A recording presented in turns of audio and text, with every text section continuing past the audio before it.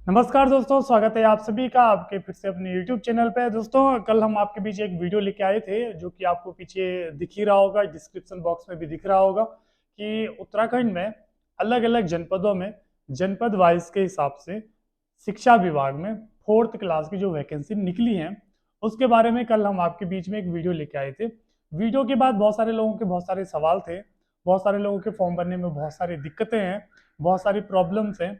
उनको सॉल्व करने के लिए, उनके जवाब के लिए हम आपके बीच में एक नया वीडियो लेके आए हैं। तो ये वीडियो बहुत सारे लोगों के काम आने वाला है, जो लोग फॉर्म भर रहे हैं लेकिन नहीं भरा जा रहा है, स्पेशली उन लोगों के लिए काम आएगा। या कल जो चीज़ छूट गई थी या जो प्रॉब्लम आपके कल के वीडियो में थी, उनका सोल्यूशन हम इस वीडियो के माध्यम से आपके बीच में लाए हैं। चलो दोस्तों, वीडियो को शुरू करते हैं। सबसे पहले ये कटिंग आज के न्यूज़पेपर की है, जिसमें लिखा है शिक्षा विभाग में चतुर्थ श्रेणी कर्मियों के 2364 पदों पे भर्ती हो रही है। ग्रुप डी के पद भरे जा रहे हैं स्कूलों में। कुछ लोग सवाल पूछते हैं कि ये पद जो जॉब लगेगी वो कहाँ लगेगी। तो यहाँ पे लिखा हुआ है कि शिक्षा विभाग के विभिन्न कार्यालयों एवं विद्यालयों में शिक्षा विभाग से जुड़े हुए जितने भी कार्यालय हैं या विद्यालय हैं, उनमें ये पद भरे जाएंगे। शिक्षा विभाग का मतलब मेरा कि वो कॉलेजेस से नहीं, वो उच्च शिक्षा विभाग हो गया। स्कूल की बात हो रही है, यानी कि जूनियर स्कूल, हाई स्कूल, इनकी बात हो रही है। सॉरी, इंटर इंटर कॉलेज या जूनियर जो हाई स्कूल होते हैं उनकी बात हो रही है, ठीक है। उन्हीं में ये पद भरे जाएंगे। या शिक्षा विभाग से जुड़े जितने भी ऑफिस आपके अगल बगल होंगे, सपोज रुद्रप्रयाग जिले की बात करें तो शायद यहाँ पर शिक्षा विभाग का रुद्रप्रयाग में कोई ऑफिस होगा, तो वहाँ की बात हो रही है। या जो स्कूल होते हैं वहाँ की बात हो रही है, वहाँ ये पद भरे जाएंगे, ठीक है, चतुर्थ श्रेणी कर्मचारियों की। तो कल बहुत सारे लोग सवाल पूछ रहे थे कि जॉब लगेगी कहाँ, तो स्कूलों में लगेगी या शिक्षा विभाग से जुड़े हुए कार्यालयों में चतुर्थ श्रेणी की जॉब लगने वाली है।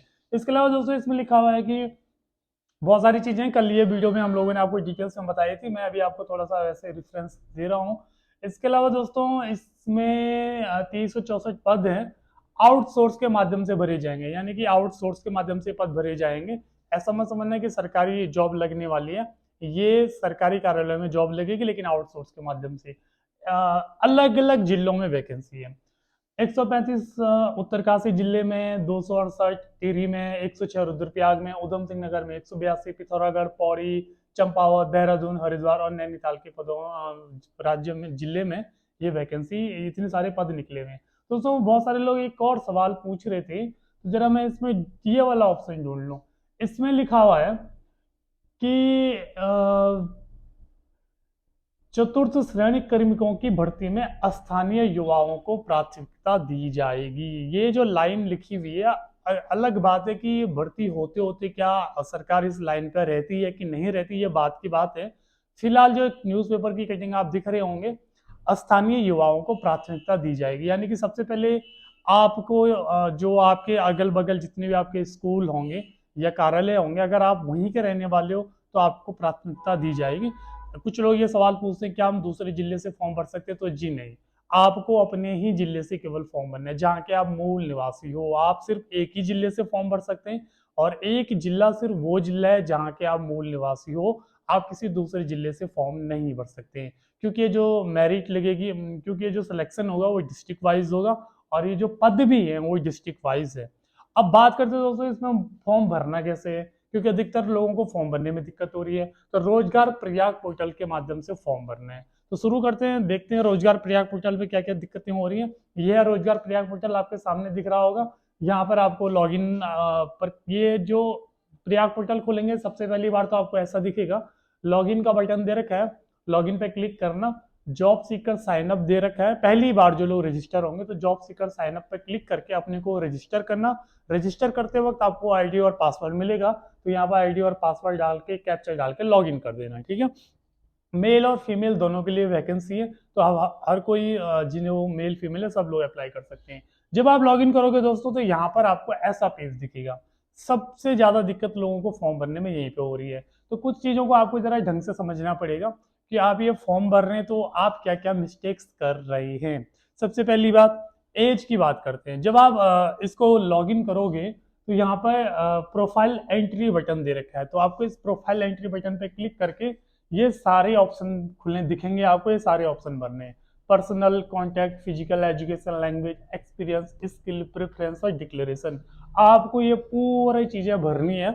उसके बाद आपकी प्रोफाइल बन जाएगी। जब आपकी प्रोफाइल बनेगी तो प्रोफाइल बनने के बाद आपको अप्लाई फॉर जॉब्स पे क्लिक करना है। अप्लाई फॉर जॉब्स पे क्लिक कर जैसे ही आप अप्लाई फॉर जॉब्स पे क्लिक करेंगे तो आपके सामने एक ऐसा इंटरफेस खुलेगा।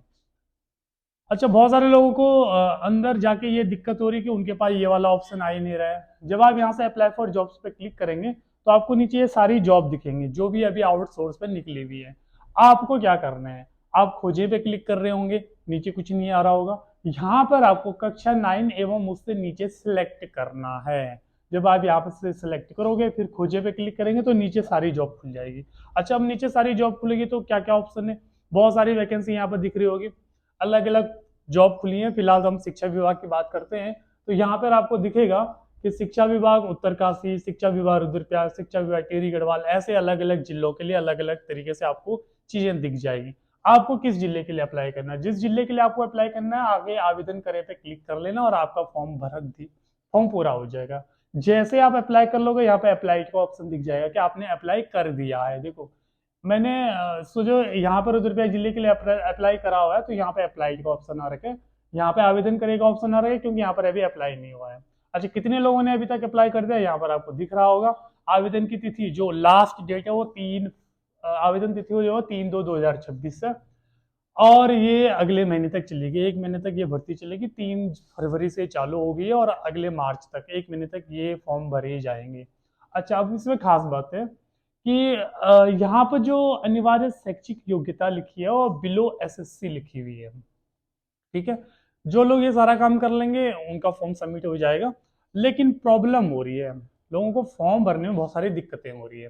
तो मैं आपकी कुछ दिक्कतों का सोल्यूशन यहीं पे बता देता हूँ। सबसे पहली बात, जो आपकी एज है, बहुत सारे लोग एज गलत कैलकुलेट कर रही है। 18 साल मिनिमम एज रखी गई है, लेकिन 1 जुलाई 2025 को अगर आप कल 18 साल के हुए हैं तो आप ये फॉर्म भरने के लिए एलिजिबल नहीं हो। 1 जुलाई 2025 को आप 18 साल के होने चाहिए। तो आप जो लोग 1 जुलाई 2025 के बाद हुए होंगे उनकी डेट ऑफ बर्थ 1 जुलाई 2025 के बाद की होगी, यानी 2 जुलाई, 3 जुलाई, 4 जुलाई की होगी, वो लोग ये फॉर्म भर रहे होंगे, प्रोफाइल आपकी बन जाएगी, ये सारी चीजें आपकी बन जाएगी। लेकिन जब आप अप्लाई फॉर जॉब्स पे क्लिक करेंगे और आवेदन करें पे क्लिक करेंगे तो ये वेबसाइट मना कर लेगी कि आप जॉब के लिए एलिजिबल नहीं हो, क्योंकि एज ना 1 जुलाई 2025 के हिसाब से मांगी गई है। तो आप अपनी एज को कैलकुलेट कर दीजिएगा कि किस दिन आप 18 साल के कम से कम हुए हो। मैक्सिमम लोग यही गलती कर रहे हैं कि वो 1 जुलाई के बाद 18 साल के हुए और वो इस फॉर्म को भरने जा रहे हैं और फॉर्म नहीं भरा जा रहा, तो नहीं भरा जाएगा। आप 1 जुलाई को होने चाहते, 1 जुलाई 2025 को होने चाहते हैं 18 साल के। तो पहली मिस्टेक्स आप पर्सनल इंफॉर्मेशन में जब आप डेट ऑफ बर्थ भर रहे होंगे तो वो 18 साल नहीं हो रहा है 1 जुलाई के हिसाब से, जिनका नहीं हो रहा है इस हिसाब से आप अप्लाई फॉर जॉब्स पे क्लिक करके अप्लाई नहीं कर सकते हैं शिक्षा विभाग के 4th क्लास में। तो पहली दिक्कत बहुत सारे लोगों की ये थी जो कि मैंने आपको बता दी। दूसरी दिक्कत दोस्तों, आप कॉन्टेक्ट नंबर भरिए, यहाँ पर आप अपने फिजिकल के बारे में भरिए, एजुकेशन, लैंग्वेज। अगर आप एक्सपीरियंस को नहीं भी भरेंगे क्योंकि इसमें एक्सपीरियंस नहीं मांगा गया है, अगर आप एक्सपीरियंस को नहीं भी भरेंगे तो काम चल जाएगा, स्किल को नहीं भी भरेंगे तो काम चल जाएगा। लेकिन एजुकेशन में बहुत बड़ी मिस्टेक बहुत सारे लोग कर रहे हैं, तो मैं आपको जरा एजुकेशन वाला पार्ट आपको बता देता हूँ। ये एजुकेशन वाला पार्ट बहुत सारे लोग क्या कर रहे हैं, क्योंकि जो वैकेंसी है ये बिलो एसएससी है। बिलो एसएससी का मतलब है आप 9th पास, 8th पास, 7th पास, 6th पास और 5 पास होने चाहिए। इनमें से कोई ना कोई मार्कशीट आपके पास होनी चाहिए और वो जो मार्कशीट आपके पास होगी वो आपको यहाँ पे भरा हुआ होना चाहिए। जैसे आप लोग यहाँ पे ग्रेजुएशन का भरोगे, 12 का भरोगे, 10th का भरोगे, ये सब तो आपने भर दिया और फिर आप अप्लाई फॉर जॉब्स पे क्लिक करोगे तो आप आवेदन नहीं हो पाएगा, क्योंकि वो कहेगा कि भाई आप एलिजिबल नहीं हो। क्यों? क्योंकि इस पद के लिए बिलो एसएससी मांगा गया है। बिलो एसएससी का मतलब मिनिमम तो 5 पास मांगा गया है, तो बिलो एसएससी का मतलब है 5, 6, 7, 8, 9, 10th से नीचे वाली क्वालिफिकेशन मांगी गई है। तो कृपया करके आप लोग कोई ना कोई यहाँ पर, जैसे यहाँ पर क्लास हाई स्कूल भी लगा हुआ है, क्लास 8th भी लगा हुआ है, तो आपको हाई स्कूल के मतलब कम से कम यहाँ पे 9th, 8th, 7th, 6th, 5, 5 से लेकर 9 तक की कोई ना कोई यहाँ पे एंट्री होनी चाहिए आपकी एजुकेशन के अंदर। जिनके पास मार्कशीट नहीं है, बहुत सारे लोग कह रहे हैं कि 10th के नीचे की हमारे पास मार्कशीट नहीं, तो आप अपने स्कूल में जाकर अपनी मार्कशीट बनाए। कृपया करके फर्जी डेटा मत भरिए, क्योंकि जिस दिन आपका डॉक्यूमेंट वेरिफिकेशन होगा तो उस दिन आपका डेटा मैच नहीं करेगा, तो फिर आप बाहर हो सकते। तो इसलिए ये फॉर्म भरने से पहले अगर आपको लगता है कि आप सही सही काम कर रहे हो और आपको लगता है कि आपका सिलेक्शन हो सकता है, तो कृपया करके सही सही डेटा भरिए। जिनके पास मार्कशीट नहीं है अपने स्कूल में जाके मार्कशीट लेके आ जाएगा। डुप्लीकेट मार्कशीट स्कूल में मिल जाते हैं, डेटा अगर उनके पास जमा होगा तो। सबसे बड़ी मिस्टेक जो मैंने आपको बता दी, आपको यहाँ पे कम से कम class 9th 8th 7th 6th या 5th की कोई ना कोई एंट्री करनी पड़ेगी। बहुत सारे लोग सवाल पूछ रहे कि हमने यहाँ पे ग्रेजुएशन भी भरा हुआ, पोस्ट ग्रेजुएशन भी भरा हुआ, 12th भी भरा हुआ, 10th भी भरा हुआ, कोई दिक्कत तो नहीं? तो कोई दिक्कत नहीं है। आप हाईएस्ट कितनी भी पढ़े लिखो कोई दिक्कत नहीं है, मिनिमम यहाँ पे एंट्री एक बिलो एसएससी होना ही चाहिए। तो जैसे देखो ये इस वाले प्रोफाइल में आपको लगेगा क्लास 8 भी भरा हो, हाई स्कूल भी भरा हो, 12th भी भरा होता है, ग्रेजुएशन भी भरा होता है, पीजी का भी भरा होता है, तो कोई दिक्कत नहीं होती। तो कम से कम आपको यहाँ पे कोई ना कोई यहाँ पे भरना पड़ेगा बिलो एसएससी, इसलिए आपका आवेदन नहीं हो रहा है, जो सबसे बड़ा रीजन है आपका फॉर्म सबमिट नहीं हो रहा है। अच्छा, बहुत सारे लोग क्या कर रहे हैं कि हमने प्रोफाइल पहले बना दी है, ठीक है, प्रोफाइल पहले बन गई है, फॉर्म अब निकला है, तो आपको क्या करना है, आपको एजुकेशन वाले पार्ट पे क्लिक करके एड न्यू क्वालिफिकेशन पे क्लिक करके आपको अपना बिलो एसएससी कोई ना कोई भरना ही पड़ेगा। तो आप करेक्शन एडिट कर सकते हैं, एडिट का ऑप्शन दे रखा है उन्होंने वहां पे। आप यहाँ पे ऐड न्यू क्वालिफिकेशन पे क्लिक करेगा और फिर आपके सामने एक पेज खुलेगा, उसमें आप बिलो एसएससी कोई ना कोई एंट्री कर दीजिए, वरना आपका फॉर्म सबमिट नहीं होगा। तो जो लोग पहली बार भर रहे हैं वो तो शुरू ही आपकी क्लास 5 6 7 8 9 कोई ना कोई मार्कशीट भर के ही करेंगे। जिन लोगों ने पहले से प्रोफाइल बना रखी है वो ऐड न्यू क्वालिफिकेशन पे क्लिक करके बिलो एसएससी की कोई ना कोई एंट्री यहाँ पे करनी पड़ेगी, और वो मार्कशीट आपके पास होनी भी चाहिए, ठीक है ना दोस्तों। तो ये दूसरा बड़ा रीजन है जिसकी वजह से आपका फॉर्म सबमिट नहीं हो रहा। इसके अलावा तो कोई भी दिक्कत शायद इस फॉर्म में हो नहीं रही है। जो दो सबसे बड़ी दिक्कत है वो आप एज, जो पर्सनल में आप दिक्कत दे रहे हैं, और दूसरा एजुकेशन, एजुकेशन में जो आप दिक्कत दे रहे हैं, ये सब कुछ सही करिएगा। अप्लाई फॉर जॉब्स पे क्लिक करिएगा, आवेदन करे पे क्लिक करिएगा और आपका फॉर्म सबमिट हो जाएगा। अब एक और चीज मैं आपको बता दूं, जो इससे पहले स्वास्थ्य विभाग में भी वैकेंसी आई थी, या आउटसोर्स के माध्यम से जितने भी पद आते हैं, पता कैसे चलेगा कि आपको इंटरव्यू के लिए बुलाया गया है या नहीं बुलाया गया है? तो दोस्तों जब आप लोग इस पोर्टल को देखोगे, इसका ये इंटरफेस देखोगे, ये इसका इंटरफेस है। मेन जो पेज है ये है। जब हम पहली बार एंट्री करते हैं प्रोफाइल एंट्री पे क्लिक करके पर्सनल कॉन्टेक्ट ये भरते हैं। आपने आवेदन करा है नहीं करा है कैसे पता चलेगा आपको? तो यहाँ पर आपको दिख रहा होगा applied in outsource, see details. कितने पदों के लिए अभी तक आपने, कितने अलग अलग पदों के लिए आपने अभी तक आवेदन कर दिया है? तो बोल जरूर मैंने चिकित्सा विभाग में भी करा है, मैंने कुछ और के लिए भी करा है, मैंने शिक्षा विभाग में भी करा है। तो जितने फॉर्म आपने भरे होंगे यहाँ पर आपको दिख जाएंगे। अभी इस प्रोफाइल पे एक ही फॉर्म भरा है तो एक ही दिख रहा है, ठीक है। इसके अलावा दोस्तों आपको इंटरव्यू के लिए बुलाया है कि नहीं बुलाया, यहाँ पर ऑप्शन दे रखा है अपॉइंटेड इंटरव्यू और 0 लिखा हुआ, नहीं बुलाया अभी तक। बुलाया होता तो यहाँ पर दिख जाता, कितनी बार बुलाया होता यहाँ पर दिख जाता। डिटेल्स में भी आपको डिटेल्स दिख जाता कि भैया बुलाया है कि नहीं बुलाया। और जितने भी लोगों ने आउटसोर्स के माध्यम से अपने फॉर्म अभी तक इसके अलावा भी भरे हुए और उनको इंटरव्यू के लिए बुलाया जाना है, और उनको अगर पता नहीं चलेगा कि हमको बुलाया है कि नहीं बुलाया है, आप अपने रोजगार प्रयाग पोर्टल पर लॉग इन करिए, इस डैशबोर्ड पे आ जाएगा, इस इंटरफेस पे आ जाएगा, और यहाँ पे आप दिख जाएगा अपॉइंटेड इंटरव्यू, यहाँ पे 0 लिखा हुआ। जिनको बुलाया होगा तो यहाँ पे डिटेल्स में लिखा होगा। अच्छा, इसका कोई प्रिंट आउट नहीं निकलेगा। इसका आप यहाँ पे कितने भी पदों को भरते हैं इसका प्रिंट आउट नहीं निकलता है, आपको बस यहाँ पर दिख जाता है कि आपने आवेदन कर दिया है। जैसे मैं इस पर क्लिक करूंगा तो फिर मेरे सामने क्या दिखेगा? मेरे सामने दोस्तों ये वाला इंटरफेस दिखेगा, ये वाला इंटरफेस, ये वाली चीजें दिखेगी मेरे सामने कि भैया मैंने ना प्रारंभिक शिक्षा उत्तराखंड, ये आउटसोर्स कंपनी है, थर्ड पार्टी है जो कि इसके पदों को भरने जा रही है। और यहाँ पर दिखेगा कि मैंने किस दिन आवेदन करा है, और पद का नाम दिख जाएगा परिचारक स्वच्छक कम चौकीदार, आवेदन दिनांक 3/2/2026।